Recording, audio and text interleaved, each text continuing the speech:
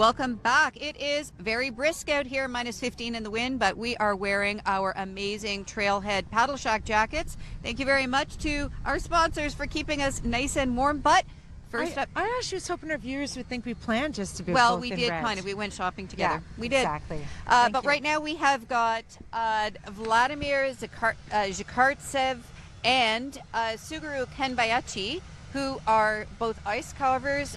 President Suguru, you is the president of the Canadian Ice Carving Society. And Vladimir, you're also an ice carver and a judge this year. Welcome to the show. Thank you for Yeah. having me here. So you're not going to be judging and carving at the same time this year, are you? Yeah. Just judging. Yeah. Just judging. Just Okay. judging. So let's just talk about you for a second. don't You know. have a long history in ice carving, and you've won 15 international gold medals. Where did you correct. get started? I started in Fairbanks, Alaska, first time. I was born and raised in Russia, and then moved to Alaska, pursuing my dream to carve ice and do awesome things with the water, and just do things with the watercolor as well. So I'm a painter, trained painter, and a sculptor. Wow. So that's how my life is. And so when it comes to Winterlude, in terms of like all of those international competitions that you've been in, where does Winterlude stack up? In my life, it was 2 times I was here. We won the gold medal in, I forgot even what year it was, 2000 something, 2 I guess. So the first time, and we were invited next time with my Russian partner before, but after that I was invited as a judge, and it's my 3rd year judging here. I like the atmosphere, like the organization, like the Ottawa. It's so awesome. Yeah, good people, great atmosphere. Yeah, Well, we're happy to and have you. camaraderie with the artists and everybody around supportive the things. Absolutely. Yeah. Yeah. So, Suguru, when you come, do you feel like now that you're part of this, the society and the president, do you feel like you really have to hit the ground running, having everybody in control, or do you feel like everyone knows what they're doing as soon as they get here? Well, we've had the competition for over 25 years now. Yeah. So it's a pretty tightly run ship, but we work in partnership with Heritage Canada, and they're great. And we do our part, which is the ice carving and making sure that the ice carvers have what they need for the competition. And it's been great.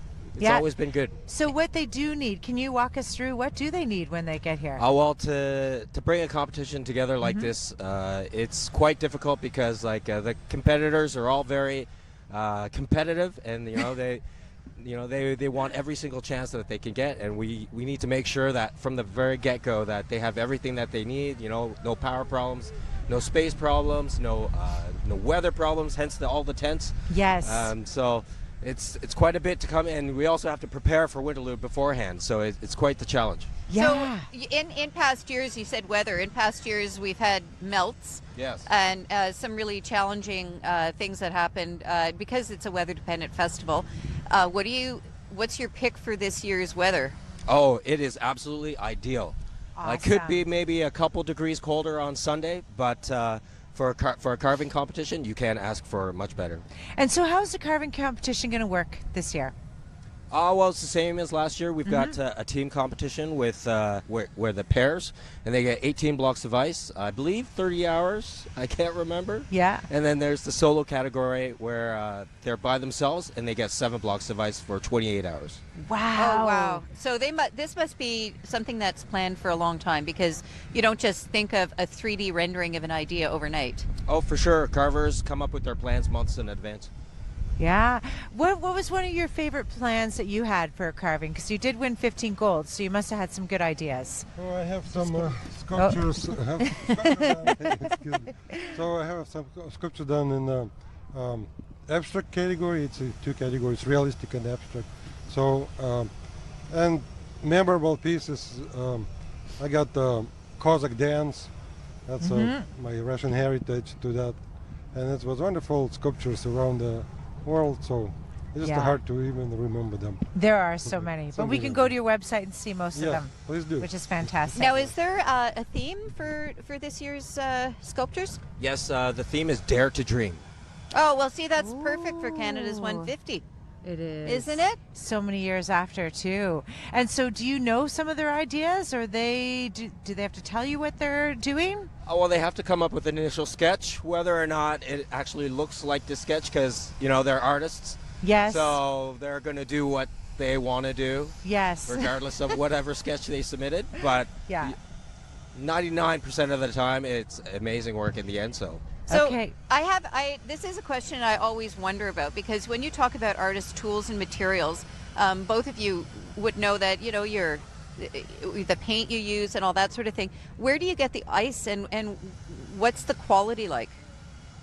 well, like the ice is all manufactured. It's provided by a company, I believe it's Frontenac, and it's kind of a standard ice block. It weighs about 300 pounds, 1 meter by 50 centimeters by 25 centimeters, and there's a special process that is used when it's freezing from the bottom up, and in order to ensure clarity. Okay, that's technical. I do want to ask you one quick question, but we're going to have to ask it online because we're running out of time, but I can't wait to see you judging. So everybody make sure you get down to Winterlude, see them in action, as you could hear them behind us. And up next, we're going to be in the Metro Cafe with Jocelyn and their leading chef for today, who is right around the corner. See you soon.